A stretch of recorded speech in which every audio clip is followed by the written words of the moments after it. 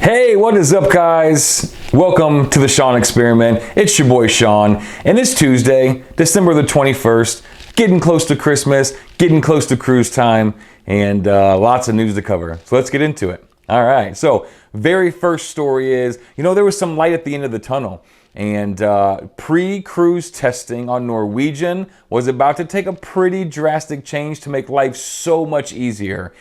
And then they backtrack. So originally, Norwegian sent out a letter on December the 15th to all of its guests that says, we will only require you to take a test at home within 96 hours of leaving. Good to go. Right now, you're having to go to the port. You're having to take one at embarkation on top of the one that you take at home as well. And they go, you know what? Just the one at home is fine. We believe you. Get it done. Let's cruise and let's get better. Well, this new variant is sticking its ugly head in everything and making people scared. So they backtracked their decision just a few days into it. But it's okay. You still can cruise. They haven't done anything as far as cancellations yet in this area. But you're good to go, right? So take your pre-cruise test, make sure you're good to go, show up. Of course, you have to be vaccinated to cruise really on any cruise line, but to cruise on Norwegian. And then when you get to the port at embarkation, you will take another test. They will have you take the test. They'll have you go sit in another room until your test results are ready, and it's usually pretty fast. And then they give you your results, and as long as you're negative, on the boat you go, party time it is, right? So Norwegian put out the official statement, and it reads, previously, we communicated that effective for voyages beginning January 17th, we will only require our guests to test once at home. Due to the evolving health environment surrounding COVID-19, we have determined it will be best to continue the practice of administering COVID-19 antigen tests to all guests at embarkation. So there you have it. Now, right now they are ending this. January the 31st is the last time they'll do this. Starting February the 1st, they will go back to the original plan of just test once at home, you're good to go. Of course, that's subject to change, but as of right now, test when you get there as well, but then you can party, then you can get on the cruise, you're good to go, and then, we'll see what happens on February 1st.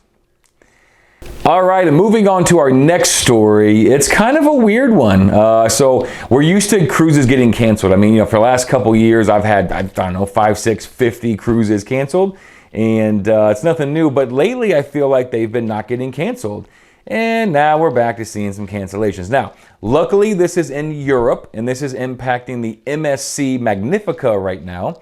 But so many different countries have reactions to the new variant, to COVID-19 as a whole, and it's really kind of screwing things up. So one of the really interesting things, on Sunday, just a couple days ago, MSC was in Hamburg, I don't know how to say it, but anyway, they're in Germany, and they're trying to leave a cruise, and the German government said Germans are not allowed to get on this boat because they are saying they cannot mix with UK residents. So German government officials say you cannot get on a cruise if there are people from the UK there because the variant is so widespread right now in the UK. Now, there are other travel restrictions that are really kind of getting in the way of a lot of Northern Europe, kind of Europe as a whole, but Germany specifically has stepped in and started taking some action with it. So if you have a cruise on the MSC Magnifica between and January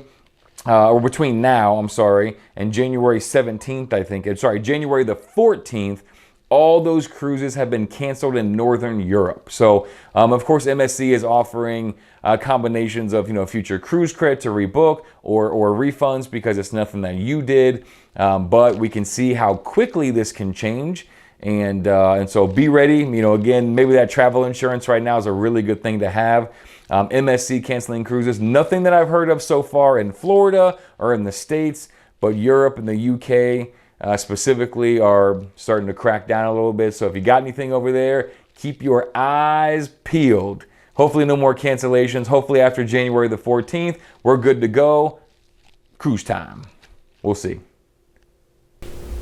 And the last news story is something that I honestly didn't even know you could do. So Royal Caribbean has been allowing guests for years, I guess forever, I don't know, With special permission, they've been allowing guests to do what's called downlining. Now, what that means is, let's say that, there's a 10-night cruise, and on day 2, it stops in Puerto Rico. Well, you're in Puerto Rico, and it's so much cheaper for you to just be in Puerto Rico and jump on the boat than it is to fly to Florida and do this and get a hotel and all that. Or maybe you were already on vacation somewhere and you're almost like catching a ride back home, right?